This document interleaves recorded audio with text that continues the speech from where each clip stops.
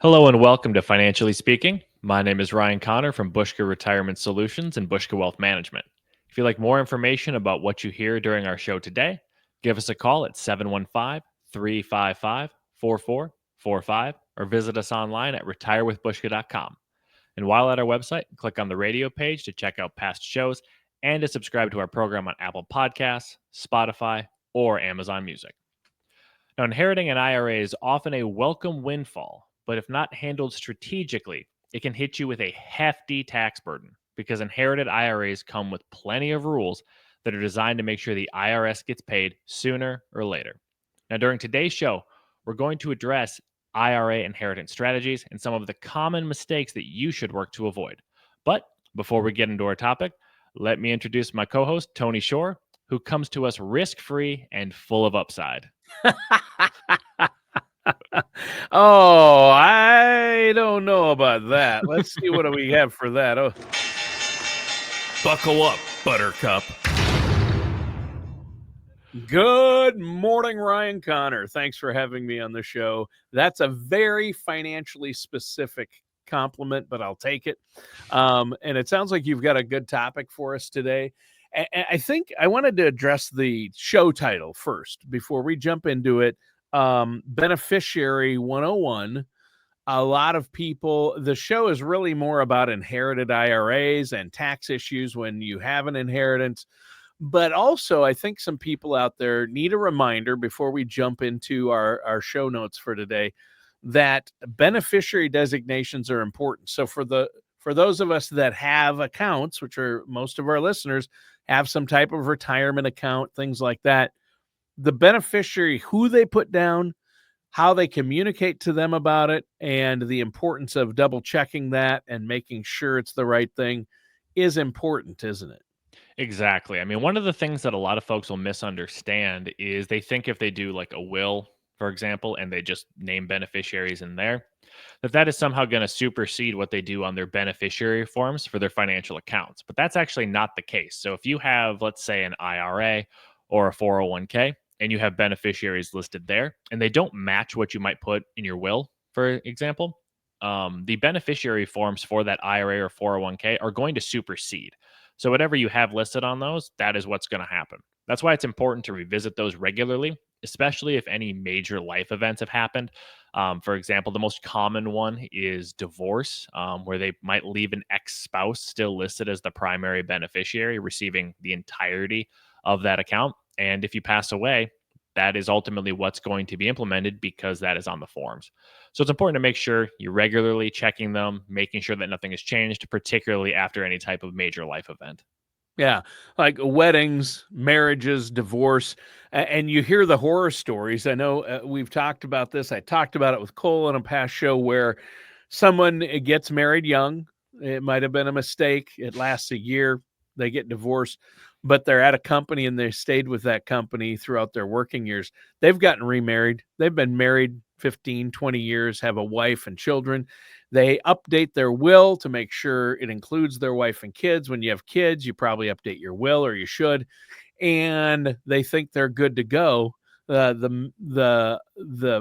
person passes away, and the husband, in this case that I'm thinking of, and you probably have dealt with this or seen this happen, passes, and his entire 401k and IRA goes to his ex-spouse, even though he named his wife and kids um, in the will. Beneficiary designations are contractual and they take precedent. It's gone all the way to the Supreme Court. So whoever is listed as a beneficiary will get that money if they're still alive. And that's why you want secondaries as well, right? Exactly. I mean, as explicit as you can be kind of the entire way down, and this goes not just for beneficiary forms, but any sort of, estate planning as well. The more explicit you can be, the more you can revisit to make sure that those are accurately reflecting your wishes, the better chance you're going to have to avoid any type of issue down the road. So it's not exactly the most exciting thing to always do. But it's just important to make sure that it is still reflecting what you want, because God forbid you're in a situation, like you talked about in that example, where it is grossly not reflecting your wishes and what you want to have happen at that point in time. Yeah, it might be the opposite of exactly the opposite of what you want to have happen, like the worst case scenario in that case. So I think that's important to note. I just wanted, I know that this is something you help your clients with. Make sure their beneficiary forms are updated and designated properly.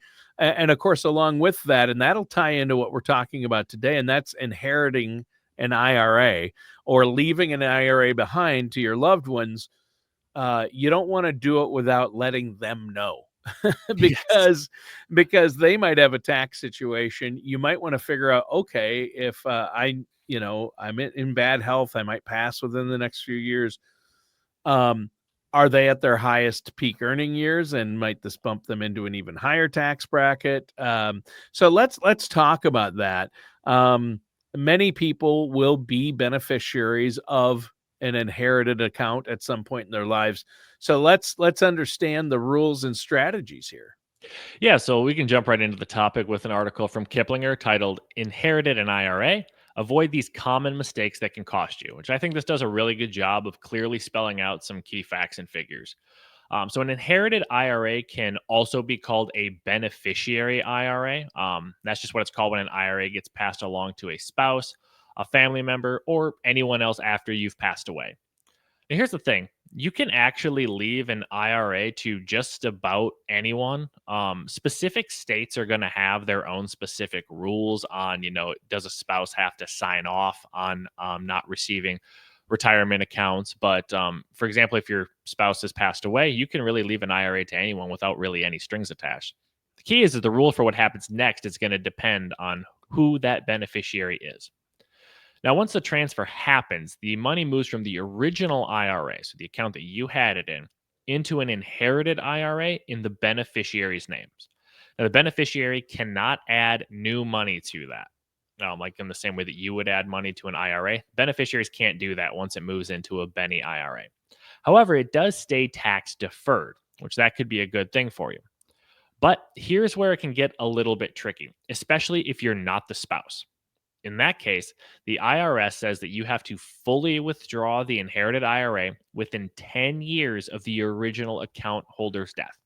So let's say you have someone that passes away in 2020, as an example. They have 10 years from the date of death to withdraw all of the funds from that account. Every dollar that you withdraw counts as ordinary income. So let's say you wait until year 10 to actually do something about it. You're probably going to be staring at one very large and very unpleasant tax bill. And that's why planning ahead with someone who knows the rules inside and out can really make all the difference to avoiding those major tax problems. Yeah. Well, and working with somebody who, as you say, knows the rules ins and outs, that can make a huge difference. And that's a good reason to work with somebody like yourself and the team there at Bushka Wealth, because that's what you do. You've been doing this for a long time, and the tax implications of these accounts, especially these tax deferred retirement accounts, are huge. You could leave a ticking tax time bomb. So you don't want to be bumped up into a higher tax bracket. You want to minimize those tax burdens and understand these rules. So let's go over some of those rules specifically that you think people need to know about, Ryan. Yeah, I mean, if you've been listening to our show for a while, one of the key things that we want to do is keep folks up to speed on the rule changes, because the thing about all tax laws is they're always subject to change going forward. So, one of the largest shifts in recent years came with the Secure Act, which was the acronym for the Setting Every Community Up for Retirement Enhancement Act of 2019, because Congress loves to give their bills kind of funny names. So, here's what it means for inherited IRAs. So, if you are not the spouse and you inherited an IRA after December 31st, 2019, you're now looking at what's called the 10-year rule. That's what I talked about earlier. That means you have to fully withdraw the account within 10 years. There are a few important exceptions, and this is where working with a financial services professional can really help. If you are within 10 years of the account holder's age, so for example, if it was a sibling and you're within 10 years, if you're disabled or chronically ill, if you're a minor child of the deceased, let's say a parent passes away, and the minor child is 12, 13 years old, you are still allowed to follow the old rules. So, in other words, you could stretch those withdrawals over the course of your lifetime using a life expectancy table, similar to how required minimum distributions work. Um, Now, if the person you inherited from had already started receiving their own personal required minimum distributions, which now begin at age 73, you'll have to continue taking those during your 10-year window based on your own life expectancy. Well, and so life expectancy, it plays a part. Time horizons play a part. There are so many rules here, ins and outs. What are some of the options? So spouses have specific options. What are some more of those options? Yeah, so because when you inherit an IRA from your spouse, there's a couple different paths that you can take. Choosing the right one for your particular situation depends on what your age is, what your income needs are, and what the long term plans are for both you and these funds. The first option is what's called a spousal transfer. This is pretty easy, yeah, to do. It's the most simple of the options. You just take over the account and become the new account holder.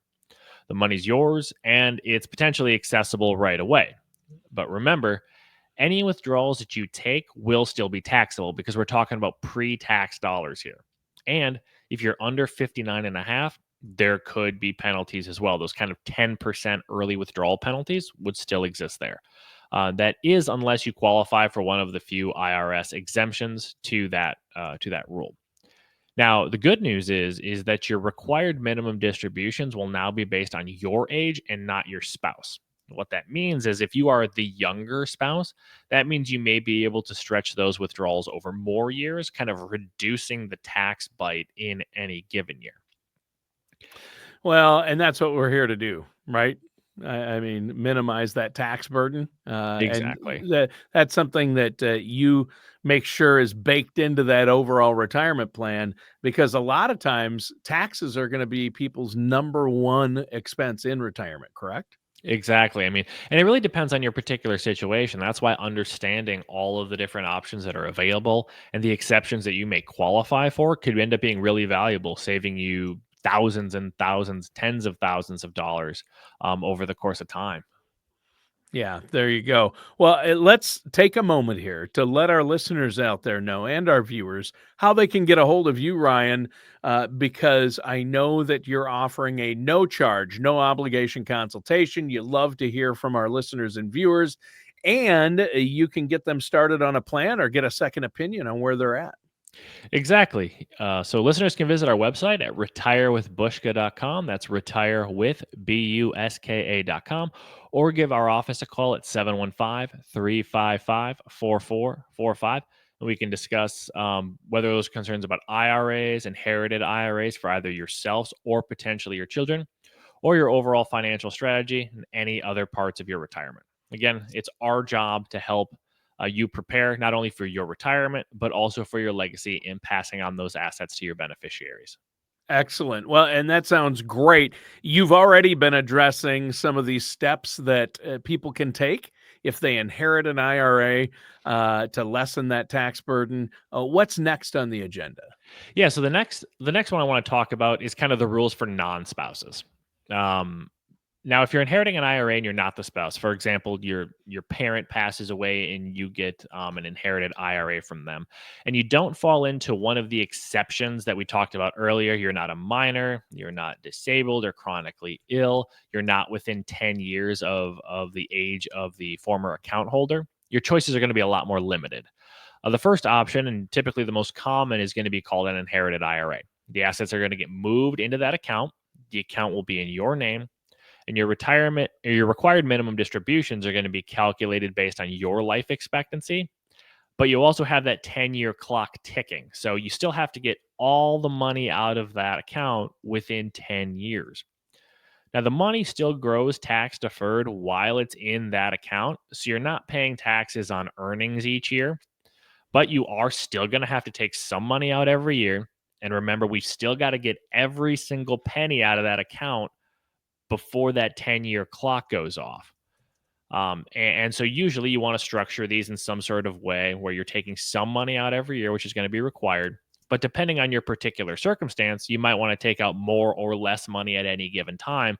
especially if you are approaching retirement or are in retirement yourself. There are different ways to kind of structure that to limit your overall tax burden. Now, the second option you can have instead of just moving it into an inherited IRA is cashing it all out in a lump sum. Now, while this might sound tempting, this can oftentimes lead to problems because every dollar you take out is going to be taxed as ordinary income in the year that you withdraw it.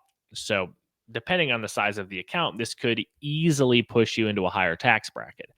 If the inherited IRA is small, maybe it's only a few $1,000s, this may not be a big deal. But if you are inheriting an IRA in the six-figure range or even high five-figure range, this could be a really bad decision long term because it means you're just going to be sending more money to the IRS. Which is what we don't want to do. In fact, I mean, Uncle Sam's already getting a lot of our money, and I don't even think he's our real uncle.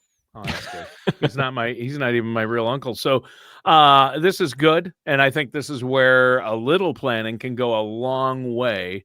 And I imagine then with the 10-year rule, things like that, spreading the money out over a period of time has got to really help maybe manage that tax bill instead of waiting. And maybe other times you could pair withdrawals with other moves to soften the hit, right? So that's the kind of strategy that you can get if you work with an experienced fiduciary. A financial advisor is going to look out for your best interests and who has done this. You do things like this every day for your clients, don't you? Exactly. I mean, one of the big things that I talk about with folks when they have inherited IRAs, and especially if they're approaching retirement, is kind of the different ways we can structure the withdrawals from there. Because oftentimes inherited IRAs can be part of your retirement income strategy. But because they have special rules, we need to account for them in a particularly unique way that maybe we don't for accounts that have been in their name the entire time. And so having a comprehensive strategy with an experienced financial services professional, an experienced firm, an experienced team is going to be really important to make sure that what you are doing is optimal for what you have. Well, yeah, and that's really important. So, what's next regarding this? Yeah, so there are pre-tax IRAs that we've talked about right now, but the Yep. other one is inheriting a Roth IRA. Ah. More and more folks are have Roth IRAs, and those are starting to be passed to beneficiaries at this point in time. Now, while a lot of the same rules apply here as do to pre-tax, there's a pretty big upside here. Because with a Roth IRA, you don't owe taxes on withdrawals because Roths have been funded with after tax dollars and the account grows tax free. Now, for Handy. beneficiaries, this can be a huge advantage. Yeah, really handy. Yes, very nice. Inheriting Roth IRA money is very, very nice. Yeah, Now, I would say so. there are some caveats if you want to keep those withdrawals tax free. The first and foremost one is that the original Roth IRA has to have been open and funded for at least 5 years. So the prior account owner had to have opened the Roth IRA and had it funded for at least 5 years.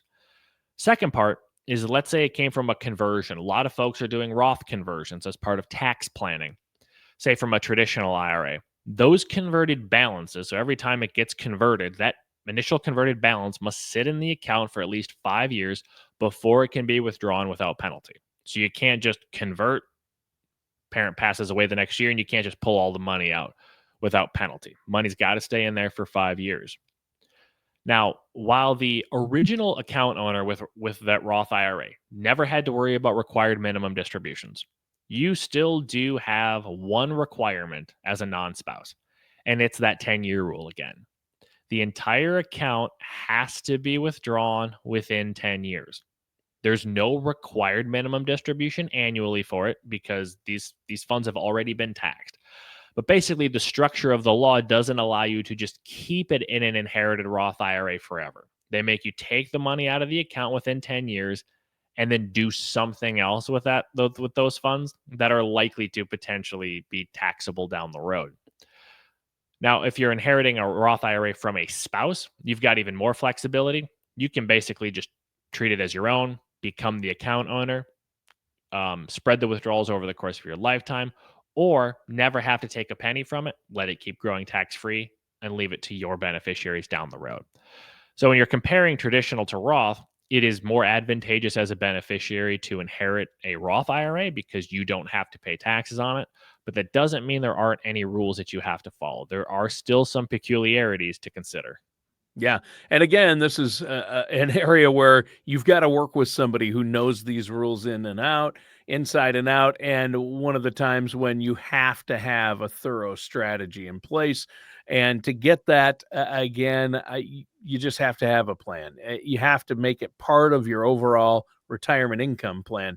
Now, what else do you want to talk about here on the show today?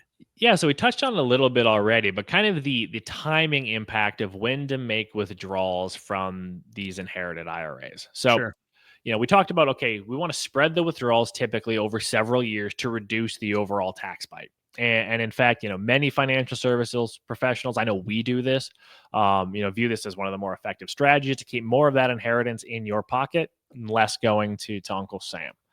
Now, with the inherited IRA, you have some flexibility. You can take more in a year where it's going to be advantageous and take less in a year where it's not going to be as advantageous for you. So, depending on changes in your income, whether that's you retiring, starting Social Security, starting your pension, making withdrawals or conversions elsewhere, you can kind of toggle the income you're taking from that inherited IRA to kind of match what you need in any given year. That kind of flexibility can be a gift.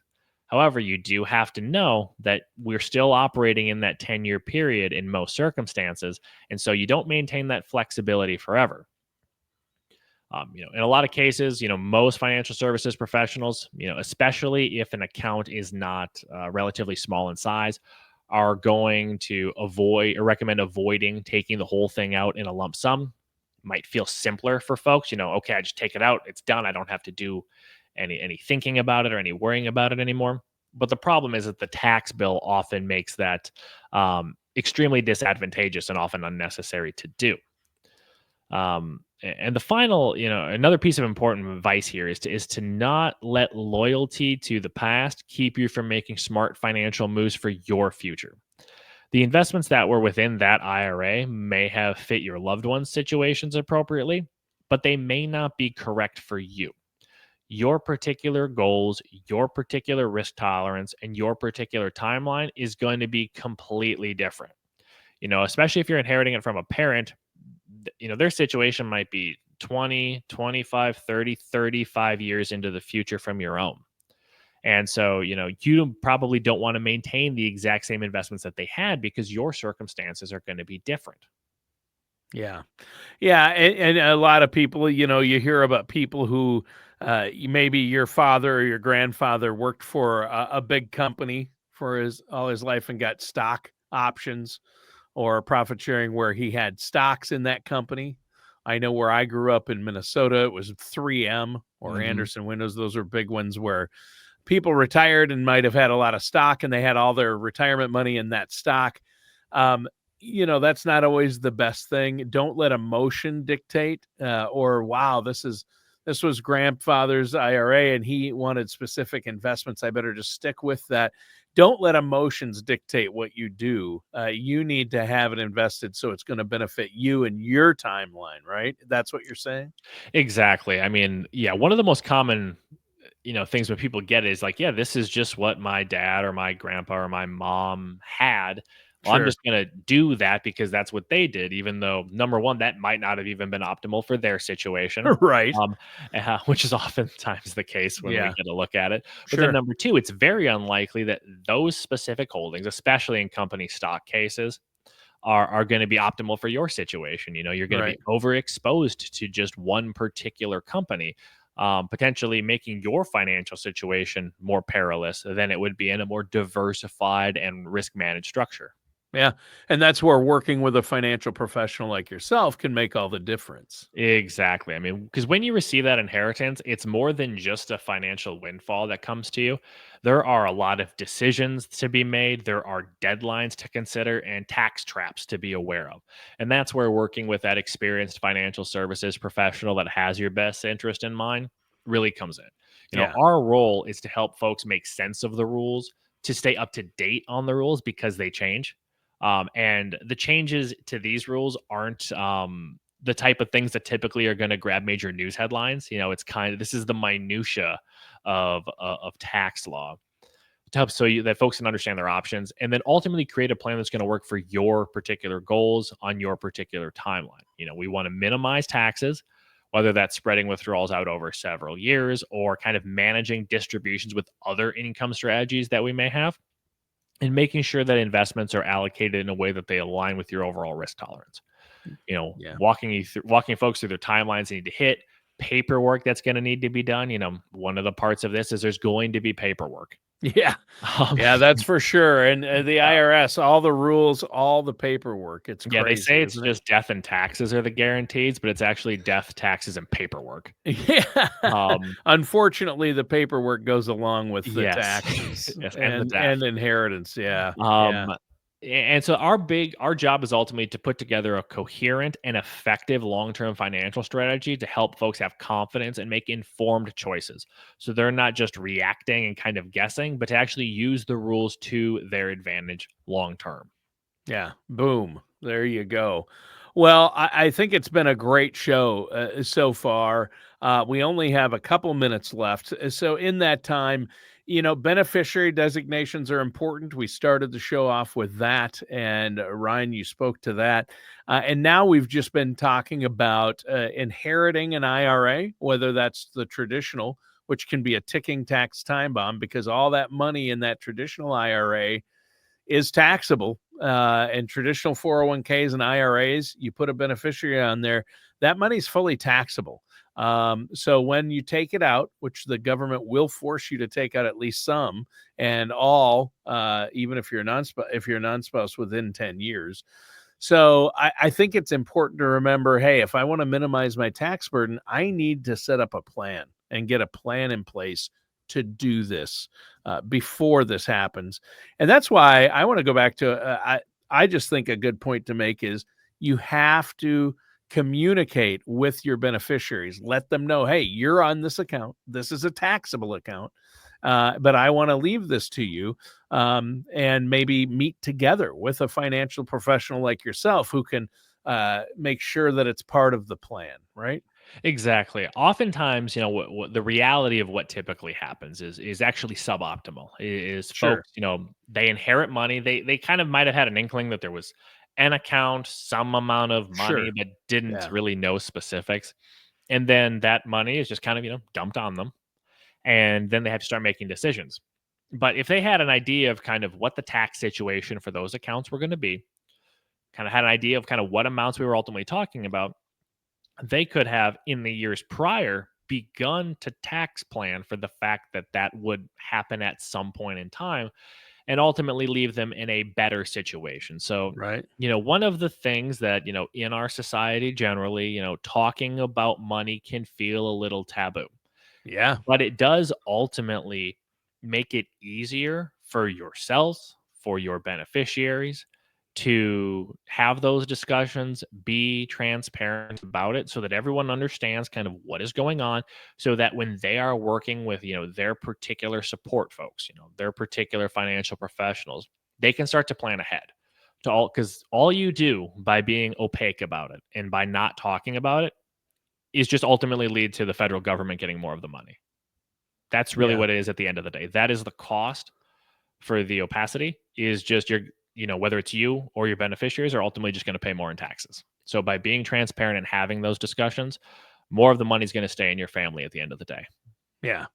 Well, and that's the key right there. Minimize that tax burden, keep the money in the family, let it go where you want it to go, and let the person you want to have it keep as much as possible so they can utilize it in the way that you've envisioned. That's your legacy, and that is important. We're out of time for today's show. It flew by. Time flies when you're having fun, Ryan, right? That's right. People love the tax law. Ooh, we're talking about tax law. Yeah. Yeah. Get some popcorn and pull up a chair, that's good stuff.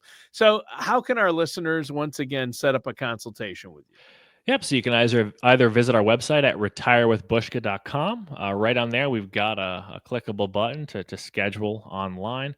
or you can give our office a call at 715-355-4445 to again set up that complimentary, no obligation consultation, walking through your situation, helping determine if any of the strategies we talked about today might be appropriate, or anything else regarding your investment or retirement situation. Again, it's our goal to help you prepare for retirement and beyond. All right, sounds great. And that does it for today's episode of Financially Speaking with our host, Ryan Connor.